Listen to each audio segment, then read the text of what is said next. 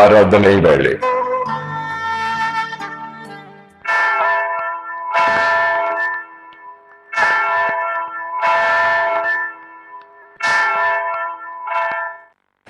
இறைமகன் இயேசு கிறிஸ்துவின் இணையற்ற நாமத்தில் இந்த ஆராதனை வேளை சிறப்பு நிகழ்ச்சிக்கு உங்கள் யாவரையும் வாழ்த்தி வரவேற்கிறோம். கர்த்தரும் உலக ரட்சகருமான நமது ஆண்டவர் இயேசு கிறிஸ்துவுக்கு துதி கனமேன்மை செலுத்துகிறேன். இந்த நாளிலும் இந்த செய்தியின் வாயிலாக உங்களை சந்திப்பதிலே மகிழ்ச்சி அடைகிறேன். எனது பெயர் மார்ஷல் அலெக்சாண்டர். என்னுடைய தகப்பனார் ஒரு அரசு துறையிலே வனத்துறையிலே அதிகாரியாக பணிபுரிந்தவர். அவருடைய பெயர் தாமஸ் எட்வர்ட். 1980ஆம் ஆண்டு வரைக்கும் கிறிஸ்தவ குடும்பத்தில் கிறிஸ்தவ பெற்றோருக்கு மகனாக பிறந்து, அந்த நாட்களில் என்னுடைய தகப்பனார் குமரி மாவட்டத்தில் தன்னுடைய பணி நிமித்தம் வசித்து வந்தோம். என்னுடைய பள்ளி பருவத்தில் நான் 1980ஆம் ஆண்டுகள் வரைக்கும் நல்ல கிறிஸ்தவ வளர்ப்பில் கிறிஸ்தவ பண்புகளோடு வளர்க்கப்பட்டாலும், அதன் பின்பதாக என்னுடைய தகப்பனாருடைய பணி நிமித்தமாக பெரியகுளம் என்கிறதான பகுதிக்கு வர வேண்டிய சூழல். பணி மாறுதலில் அந்த பகுதிக்கு வந்தோம். என்னுடைய வாழ்வு மாற துவங்கியது. என்னுடைய வாலிப பிராயத்தில் என்னோடு சேர்ந்த நண்பர்கள், எனக்கு இருந்ததான தொடர்புகள், இதன் வாயிலாக என்னுடைய வாழ்வே மாறிப்போனது. கிறிஸ்துவை விட்டு தூரமாய் விலகி போனேன். அதன் நிமித்தம் மனதில் ஒரு நிறைவில்லை, மனதில் ஒரு வெறுமையும் ஏக்கமும் காணப்பட்டது. அந்த வெறுமையை மாற்றுவதற்கு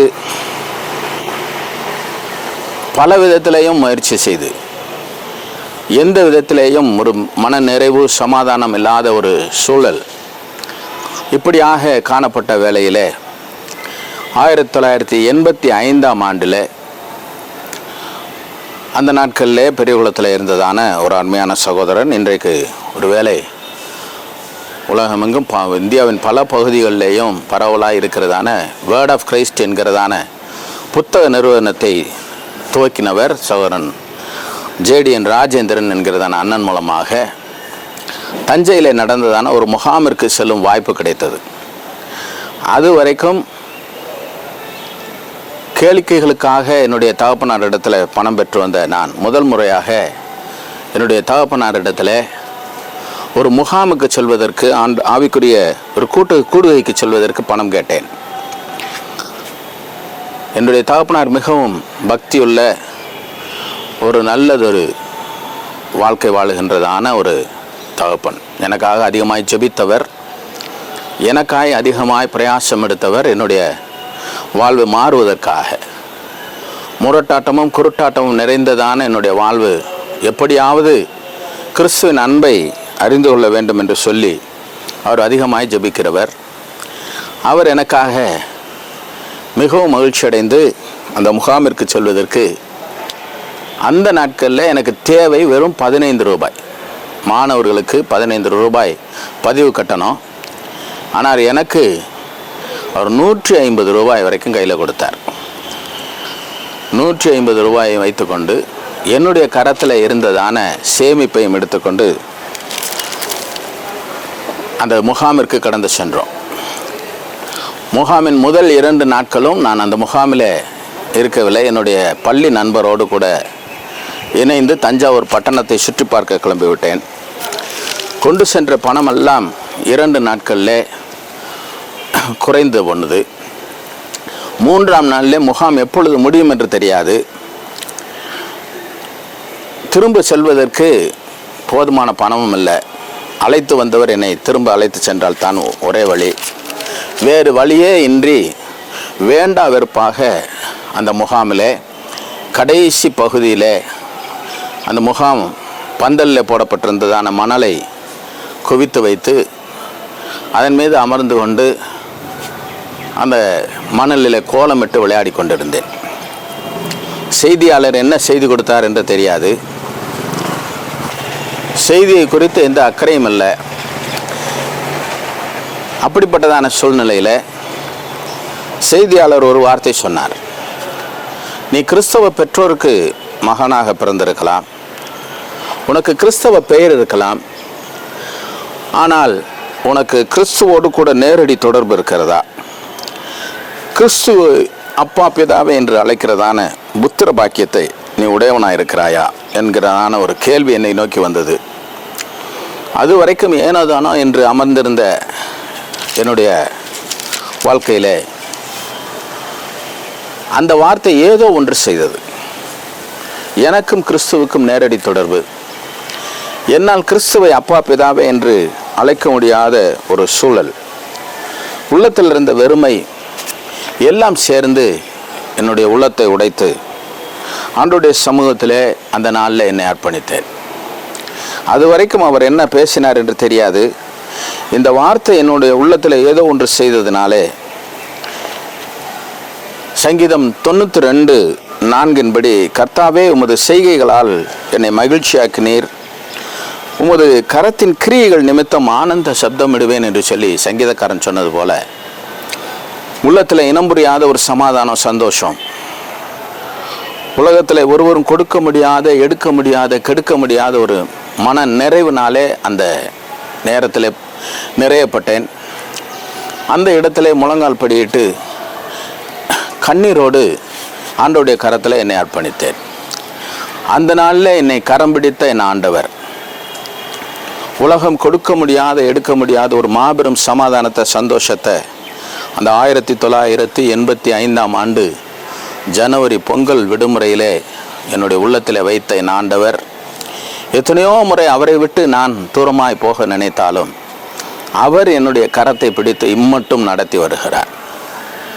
அவருடைய கிருபையினாலே இன்றும் பிழைத்து அவருடைய நாமத்துக்கு மகிமையாய் வாழும்படியாக கர்த்தர் கிருபை பாராட்டி வருகிறார். என்னுடைய வாழ்விலே மெய் சமாதானத்தை, சந்தோஷத்தை, உண்மையான மன நிறைவை அந்த நாளிலே கொடுத்த ஆண்டவர் இந்த நாள் வரைக்கும் காத்து வழிநடத்த அவர் போதுமானவராக இருக்கிறார். என்னுடைய வாழ்விலே சமாதானத்தை, சந்தோஷத்தை தந்த அந்த ஆண்டவர் உங்களுடைய வாழ்விலேயும் அவர் தமது செய்கையால் உங்களை மகிழ்ச்சியாக்குவார் என்று சொல்லி நிச்சயமாகவே சொல்ல முடியும். என்னுடைய வாழ்விலே அவருடைய கரத்தின் கிரியையினாலே மகிழ்ச்சியாக்கின தெய்வம் இந்த சங்கீதம் 92:4 உங்களுடைய வாழ்விலேயும் தம்முடைய கரத்தின் கிரியையினாலே உங்களை மகிழ்ச்சியாக்க, உங்களுடைய வாழ்வில் இருக்கிறதான குறைவுகளை, நிம்மதியற்ற சூழலை, ஒடுக்கப்பட்ட நெருக்கப்பட்ட நிலைமையை மாற்றி ஒரு மன நிறைவையும் சமாதானத்தையும் சந்தோஷத்தையும் தந்து உங்களை மகிழ்ச்சியாக்க என் ஆண்டவர் போதுமானவராக இருக்கிறார். அந்த சமாதானம், சந்தோஷம் உங்களுடைய வாழ்வில் நிறைவாய் கடந்து வரும். அந்த 85 ஆண்டவர் என்னை தெரிந்து கொண்டார். அதன் பின்பதாக பல வழிகளிலேயும் அவர் தம்முடைய கிருபையினாலே என்னை சூழ்ந்தார். இந்த ரட்சிப்பின் சந்தோஷத்தை பல இடங்களிலேயும் சொல்லுவதற்கு கர்த்தர் கிருபை பாராட்டி வருகிறார். சிறிதும் பெரிதுமாக பல விதங்களிலே ஆண்டவர் பயிற்றுவித்தார், பக்குவப்படுத்தினார். இன்று வரைக்கும் நிலைநிறுத்தி நடத்தி வருகிறார். என்னுடைய வாழ்விலே கொடுத்த அந்த சமாதானத்தை, நான் பெற்ற மன நிறைவை மற்றவர்களுக்கும் எடுத்து சொல்வதிலே மகிழ்ச்சி அடைகிறேன். அந்த சமாதானத்தினாலே அவருடைய நாமத்தை மகிமைப்படுத்தி அவருடைய கிரியை நிமித்தம் ஆனந்த சப்தமிட கர்த்தர் எனக்கு கிருபை பாராட்டின தெய்வம். அதே ஆனந்த சத்தமிடும்படியாக உங்களுடைய வாழ்விலையும் கிருபை பாராட்ட போதுமானவராக இருக்கிறார்.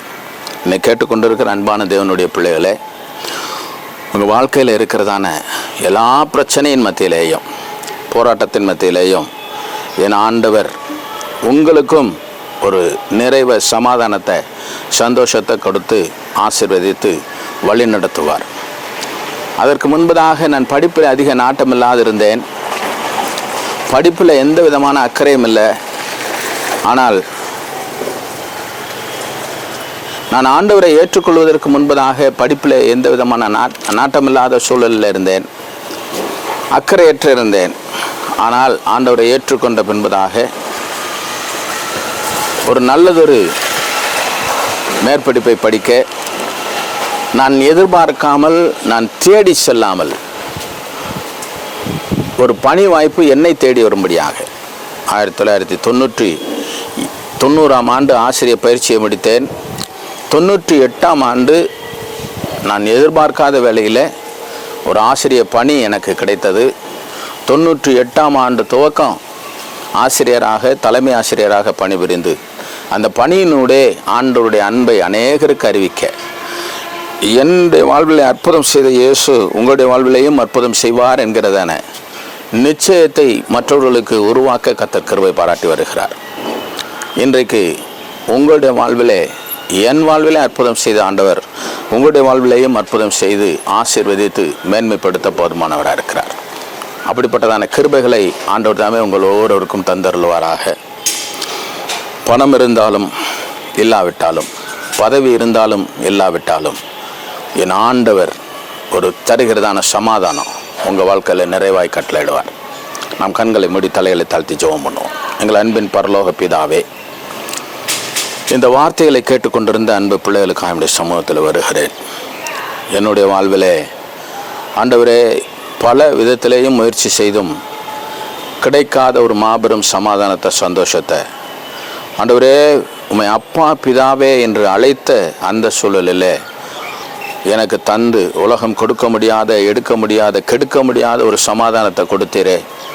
அந்த சமாதானத்தை, சந்தோஷத்தை இந்த நாளிலே இந்த வார்த்தைகளை கேட்டுக்கொண்டிருக்கிற அந்த பிள்ளையுடைய வாழ்விலேயும் தந்து ஆண்டவரே உம்மை முழுமையாய் பற்றி கொண்டு, ஆண்டவரே எல்லா சூழ்நிலையிலேயும் உம்மை முழுமையாய் உறுதியாய் பற்றி கொண்ட மனதையுடையவனை பூர்ண சமாதானத்தோடு காத்து கொள்ளுகிற தெய்வம் தம்முடைய பிள்ளைகளையும் பூர்ண சமாதானத்தோடு காத்து கொண்டு ஆனந்த சத்தமிட, ஆண்டவரே ஆனந்த களிப்போடு உம்மை துதிக்க இந்த பிள்ளைகளுக்கு கிருபை பாராட்டுவீராக. உடைய நன்மைனாலும் கிருபைனாலும் முடிசூட்டும் உடைய கரங்களுக்குள் அர்ப்பணிக்கிறேன். அருமை இரட்சகரும் மீட்பருமாகிய இயேசு கிறிஸ்துவின் நாமத்தில் பிதாவே, ஆமென்.